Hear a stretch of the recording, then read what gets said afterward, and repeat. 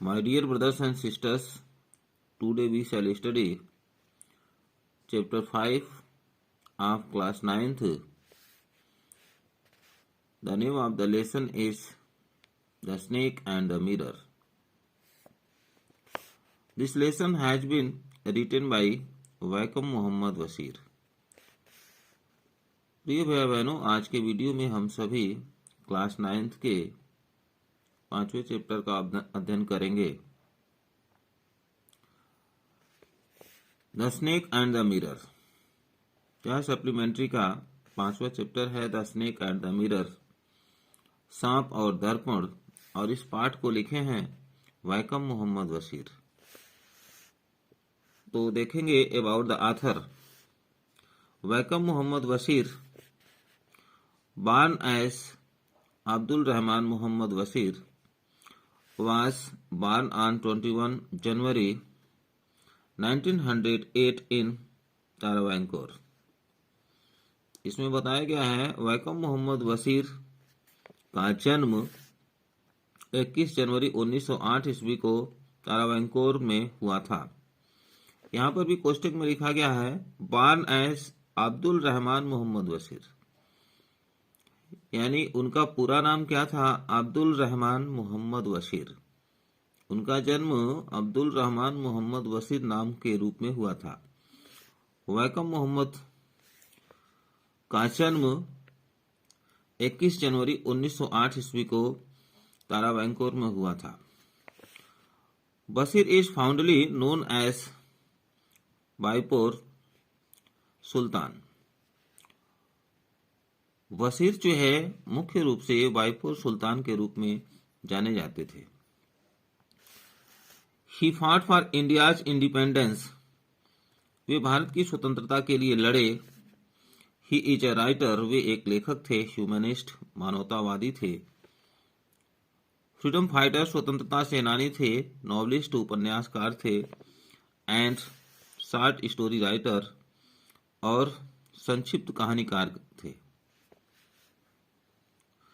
Translations of his works into other languages, दूसरी भाषाओं में उनकी रचनाओं के जो ट्रांसलेशन है, अनुवाद है,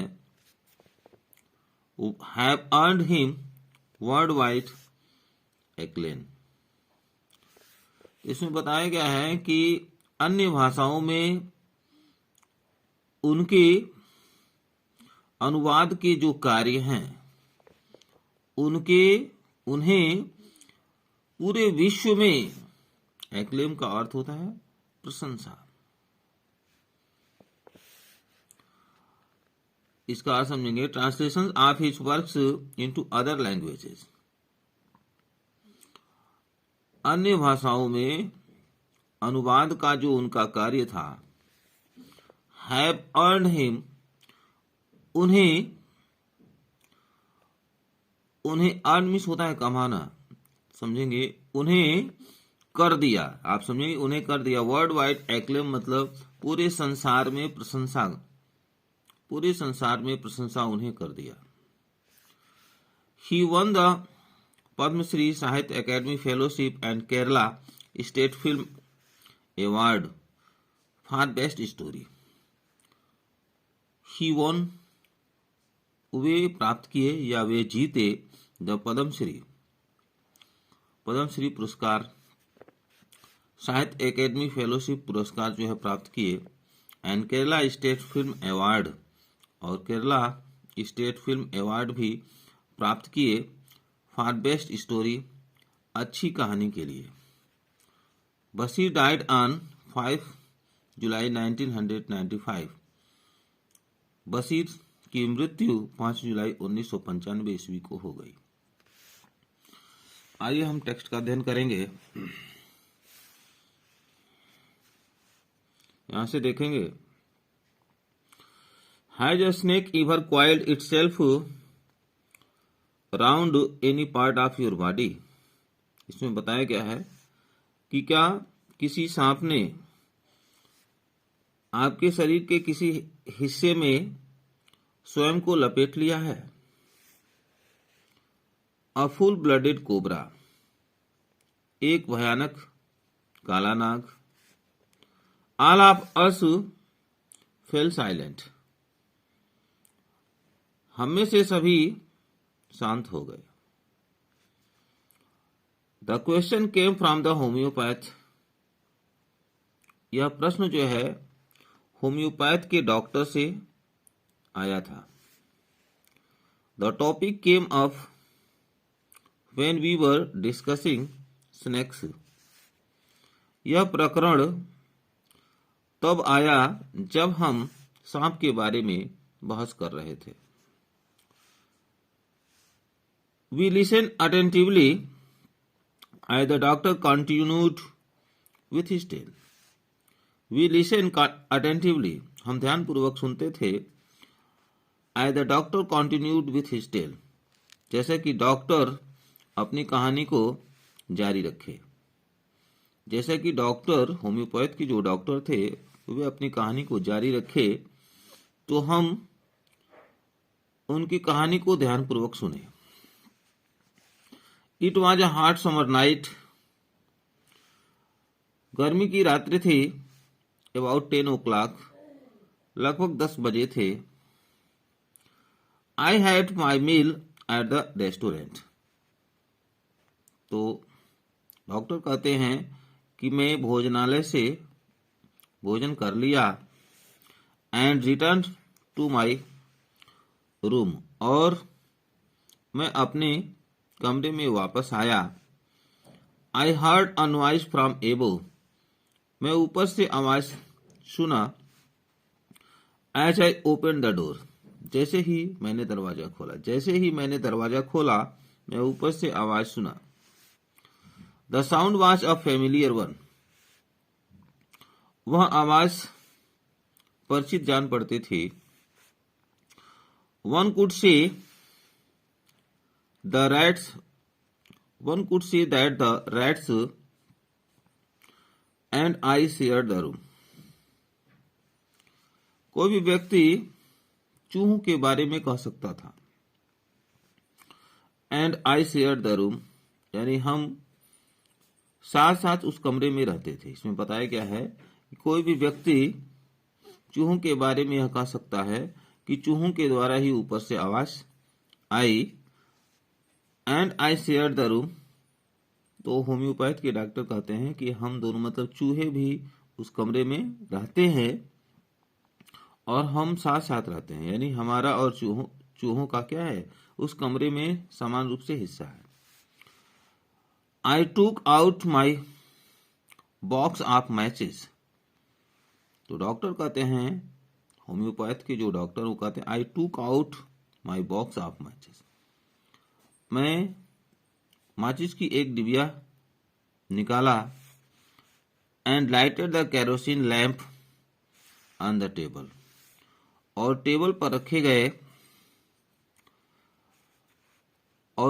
रखे गए मिट्टी के तेल वाले दीपक को जलाया। The house was not electrified. The house was not electrified, यानी वह घर बिजली से प्रकाशित नहीं था। It was a small rented room. यह एक छोटा किराए वाला कमरा था। I had just set up medical practice and my earnings were meagre. इसमें बताया गया है I had just set up medical practice, कि मैं एक मेडिकल अभ्यास के लिए ही उसको व्यवस्थित किया था। And my earning were meagre. मेरी आमदनी भी बहुत कम थी। मीगर मतलब कम। मेरी कमाई भी कम थी। I had about 60 rupees in my suitcase. तो डॉक्टर कहते हैं कि I had about 60 rupees in my suitcase, यानी मेरे सूटकेस में लगभग 60 रुपए थे। along with some shirts, और उसके साथ साथ क्या था, उस सूटकेस में क्या क्या था, along with some shirts, यानी कुछ कमीज थे, एंड धोतीज, और धोती था, पहनने वाला धोती। तो डॉक्टर कहते हैं कि क्या था कि उस सूटकेस में, मेरे सूटकेस में 60 रुपए थे, और उसके साथ कुछ कमीज थे एंड धोतीज, और धोती था। I also possessed one solitary bag. I also possessed one solitary black coat, which I was then wearing. और मैं उसमें एक काले कोट को भी रखता था, which I was then wearing, जिसे तब मैं पहने हुए था।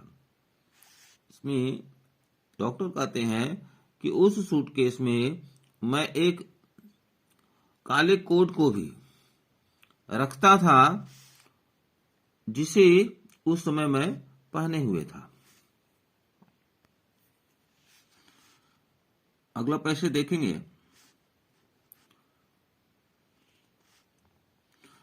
आई टूक ऑफ माई कोट,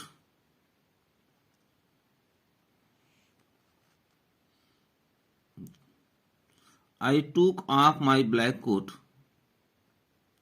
मैं अपना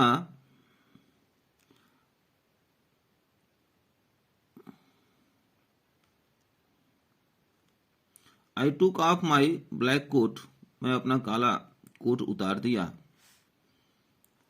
व्हाइट शर्ट, सफेद शर्ट उतार दिया। एक मिनट,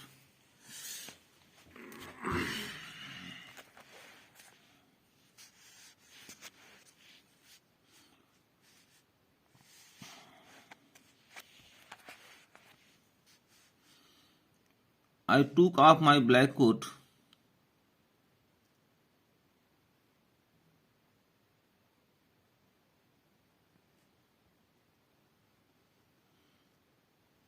मैं अपना काला कोट उतार दिया।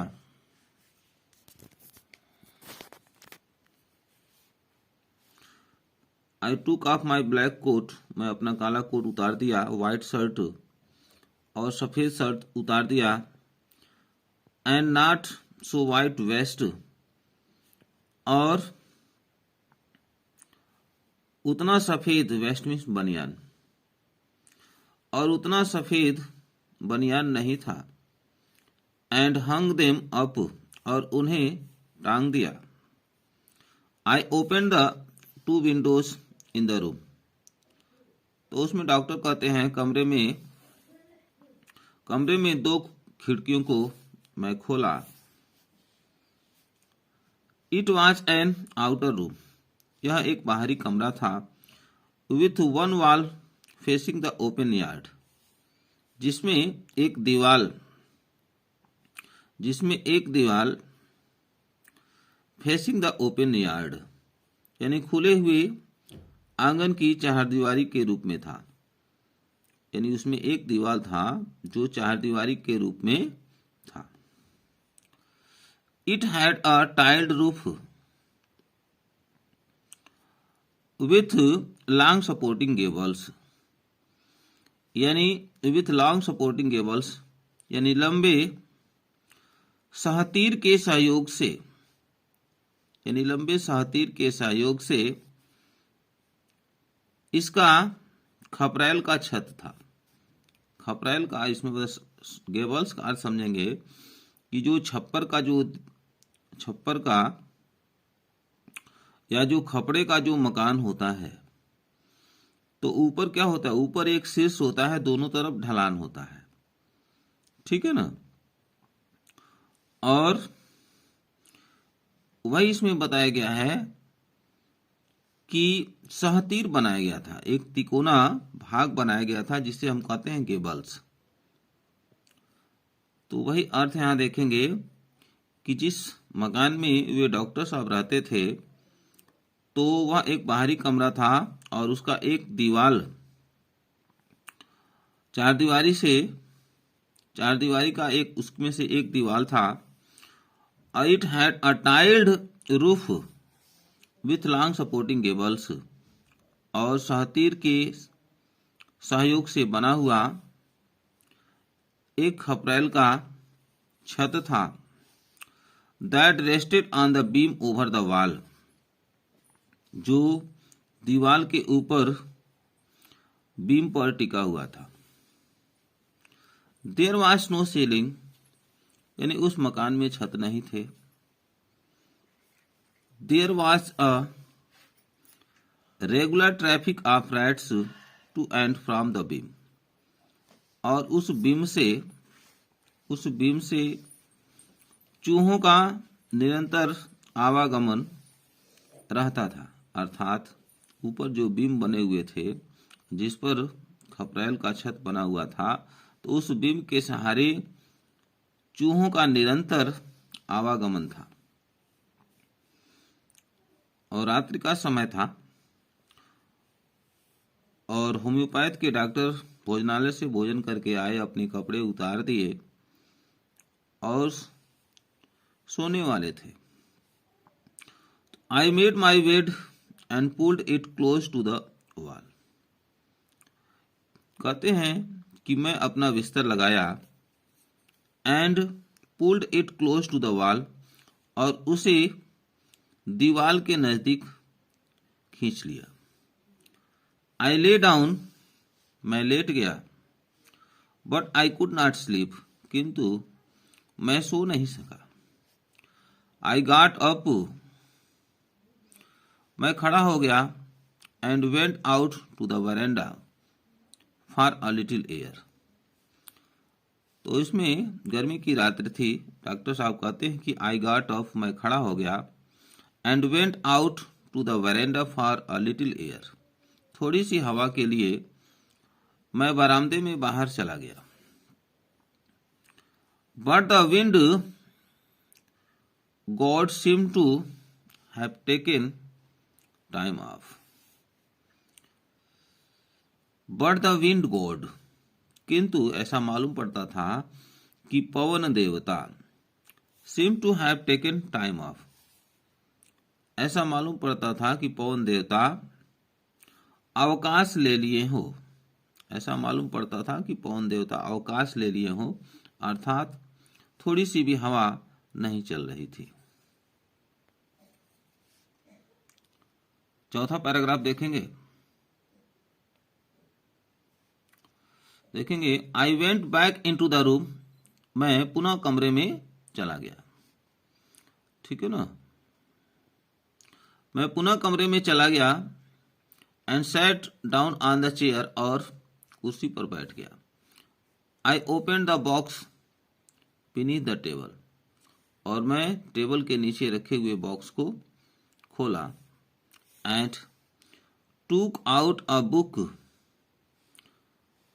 The Materia Medica.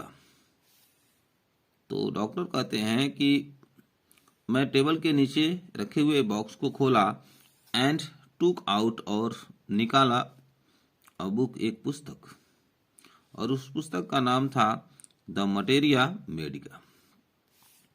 डॉक्टर कहते हैं कि टेबल के नीचे रखे हुए एक बॉक्स को खोला और एक पुस्तक निकाला, और उस पुस्तक का नाम था द मटेरिया मेडिका, अर्थात होम्योपैथ से संबंधित वह पुस्तक थी। I opened it at the table, मैं उसे मेज पर खोला, ऑन विच, जिस पर स्टूड द लैंप, उस पुस्तक को मेज पर खोला जिस पर जो है लैंप रखा हुआ था। एंड अ लार्ज मिरर, एक बड़ा दर्पण भी रखा गया था। अ स्मॉल कॉम्ब ले बिसाइड द मिरर, और एक छोटी कंघी उस दर्पण के पास ही रखी गई थी। One feels tempted to look into a mirror, कोई भी व्यक्ति एक शीशे में देखने के लिए ललच जाता है। When it is near one, जब एक शीशा एक व्यक्ति के नजदीक होता है, पास होता है। इसमें बताया गया है टेम्पटिवनेस होता है लालच जाना। एक व्यक्ति शीशे में देखने के लिए लालच जाता है जब शीशा किसी व्यक्ति के नजदीक होता है। आई टूक अ लुक, मैंने भी उस शीशे में एक दृष्टि डाली। इन दोज डे, उन दिनों, I was a great admirer of beauty, उन दिनों मैं सुंदरता का एक बहुत बड़ा प्रशंसक था। And I believed in making my self look handsome, और मैं स्वयं सुंदर देखने का प्रयास करता था। आई believed in making my self look handsome, और मैं स्वयं सुंदर दिखने में ही विश्वास करता था। डॉक्टर साहब कहते हैं आई वॉज अनमैरिड, मैं अविवाहित था। And I was a doctor, और मैं एक डॉक्टर था। आई फेल्ट, मैंने महसूस किया। I had to make my presence felt,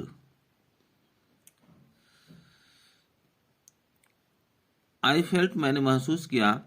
I had to make my presence felt, कि मुझे अपनी उपस्थिति करानी है, अर्थात मुझे अपनी उपस्थिति महसूस करनी है। I picked up the comb, मैंने कंघी उठाया। And ran it through my hair, तो डॉक्टर कहते हैं कि मैं कंघी उठाया और उस कंघी को अपने बालों में फिराया। एंड एडजस्टेड द पार्टिंग, और अपने मांग को ठीक किया, जिससे बालों में अपनी कंघी को घुमाया और अपने मांग को ठीक किया। सो दैट, ताकि इट लुक्ड स्ट्रेट, ताकि वह मांग सीधा दिखे। एंड नीट, और स्वच्छ दिखे। Again I heard that sound from एबो, पुनः मैं ऊपर से आवाज सुना। पुनः मैं ऊपर से वही आवाज सुना, यानी होम्योपैथ के डॉक्टर कहते हैं कि मैंने पुनः ऊपर से वही आवाज सुनी।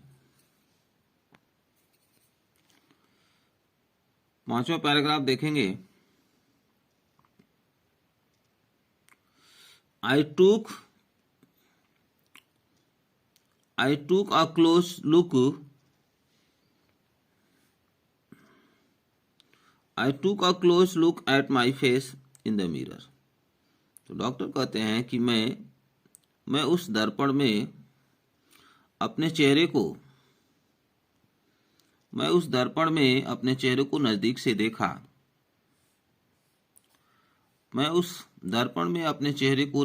देखा। I made an important decision. मैंने एक महत्वपूर्ण निर्णय लिया। यानी वो डॉक्टर साहब उस शीशे में बहुत नजदीक से अपने चेहरे को देखे और उसके बाद से क्या करते हैं, I made an important decision. Doctor साहब कहते हैं कि मैं एक महत्वपूर्ण निर्णय लिया। आई वुड शेव डेली, और उन्होंने क्या निर्णय लिया कि मैं प्रतिदिन दाढ़ी बनाऊंगा। And grow a thin moustache to look more handsome, और उन्होंने निर्णय लिया कि मैं एक पतला दाढ़ी उगाऊंगा। टू लुक मोर हैंडसम, अधिक सुंदर दिखने के लिए मैं एक पतला मूंछ उगाऊंगा, यह निर्णय लिए। आई was after all a bachelor, आखिरकार मैं एक कुंवारा व्यक्ति था। एंड अ डॉक्टर, और एक डॉक्टर था। वे सोचते हैं और कहते हैं कि आखिरकार मैं एक कुंवारा व्यक्ति था और मैं एक डॉक्टर था, इसलिए मुझे हैंडसम रहना चाहिए। I looked into the mirror, मैं शीशे में देखा। एंड स्माइल्ड, और मुस्कुराया। It was an attractive smile, यह एक आकर्षक मुस्कान थी। I made another earth shaking decision, और मैं दूसरा पृथ्वी को हिला देने वाला निर्णय लिया। क्या निर्णय लिया? I would always keep that attractive smile on my face. उन्होंने निर्णय लिया कि मैं सदैव उस आकर्षक मुस्कान को अपने चेहरे पर धारण करूंगा। मैं उस आकर्षक मुस्कान को अपने चेहरे पर सदैव धारण करूंगा। टू लुक मोर हैंडसम, अत्यधिक और सुंदर दिखने के लिए मैं अपने चेहरे पर आकर्षक मुस्कान को सदैव धारण करूंगा। I was after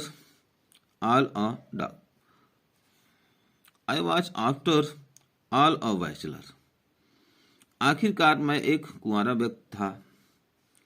and a doctor too on top of it, और इससे आगे मैं एक डॉक्टर भी था। वे कहते हैं आखिरकार मैं एक डॉक्टर था, आखिरकार मैं एक कुंवारा व्यक्ति था, और इससे भी आगे कहा जाए तो मैं एक डॉक्टर भी था। इसलिए मुझे अत्यधिक हैंडसम दिखना चाहिए और मेरे चेहरे पर मुस्कान रहनी चाहिए। इस बारे में डॉक्टर सोचते हैं और वे निर्णय लेते हैं कि मुझे प्रतिदिन दाढ़ी बनाना चाहिए और सुंदर दिखना चाहिए। Again came that noise from एबो, और पुनः वही आवाज ऊपर से सुनाई दी। पुनः वही आवाज ऊपर से सुनाई दी। तो प्रिय भाई बहनों, आज के वीडियो में, इस पहले वीडियो में यहाँ तक पैराग्राफ 5 तक पढ़ाया गया है।